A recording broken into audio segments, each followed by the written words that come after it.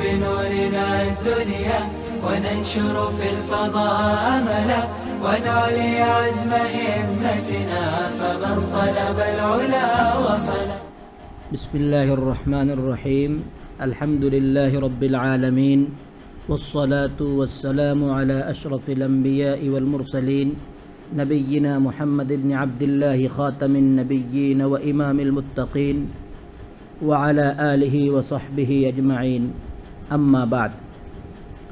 بزرگان محترم و برادران اسلام، عن قریب ہم نئے اسلامی ہجری سال میں داخل ہونے والے ہیں اور ایک ہجری سال کو الوداع کہنے والے ہیں جو اپنے شب و روز اور مختلف خوشی و غمی کے حالات کے ساتھ ہم سے رخصت ہونے کو ہیں.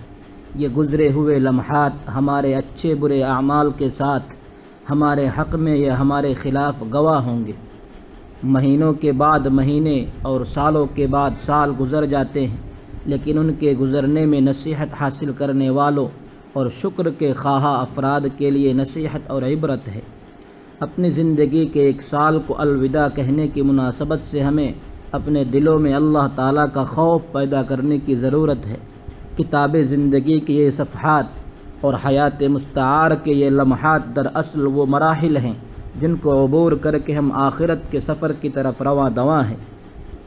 یہاں تک کہ ایک وقت آئے گا کہ ہم اپنے اس سفر کے آخری مرحلے تک پہنچ جائیں گے.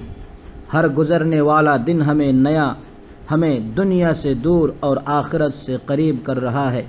اللہ تعالیٰ کا ارشاد ہے، یقلب اللہ اللیل والنہار ان فی ذلک لعبرۃ لأولی الابصار. وہی اللہ رات اور دن کا الٹ پھیر کرتا ہے.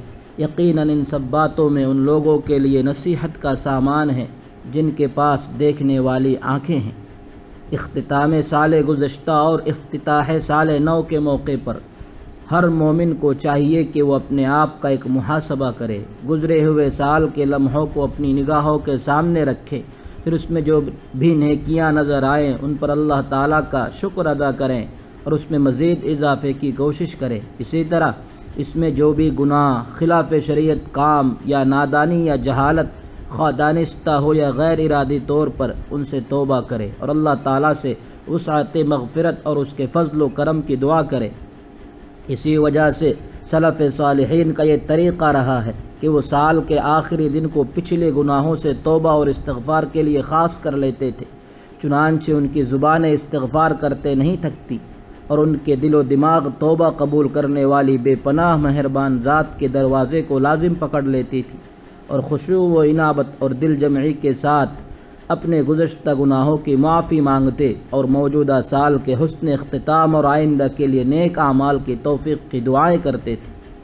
لہٰذا وہ اختتام سال کے لمحوں میں تلاوت قرآن کریم اور دیگر ادعیہ معصورہ اور عبادات میں مشغول رہتے، بالخصوص معصیت اور فسق و فجور اور جھوٹ و لغویات سے اپنے آپ کو بچاتے. غیبت و چغل خوری اور ان جیسے بدترین گناہوں کا تو وہ سوچ بھی نہ سکتے تھے.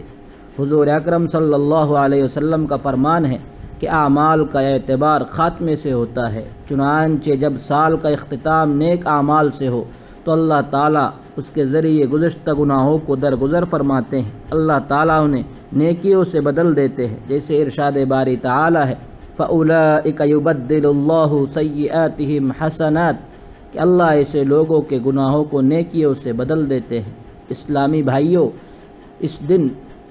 اس دین حنیف کے بنیادی ضابطوں میں سے یہ بات بھی ہے کہ اعمال کا اعتبار خاتمے پر ہوتا ہے. جیسا کہ حدیث پاک میں حضور اکرم صلی اللہ علیہ وسلم کا فرمان ہے کہ بے شک تم میں سے ایک آدمی ایسے عمل کرتا ہے کہ اس کے اور دوزخ کے درمیان صرف 1 گز کا فاصلہ رہ جاتا ہے کہ اتنے میں تقدیر الہی اس پر غالب آ جاتی ہے اور وہ اہل جنت کے کام کرنے لگتا ہے اور جنت کا مستحق ہو جاتا ہے.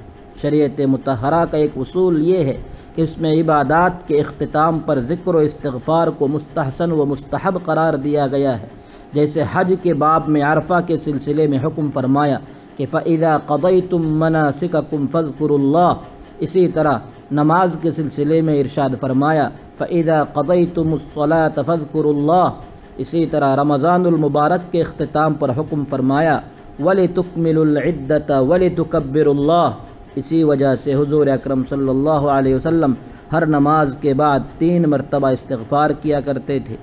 لہٰذا ایک مسلمان کو چاہیے کہ سال کے اختتام کے موقع پر اللہ تعالیٰ سے اپنے گزشتہ گناہوں کی معافی مانگے اور کثرت سے ذکر اللہ کا اہتمام کرے۔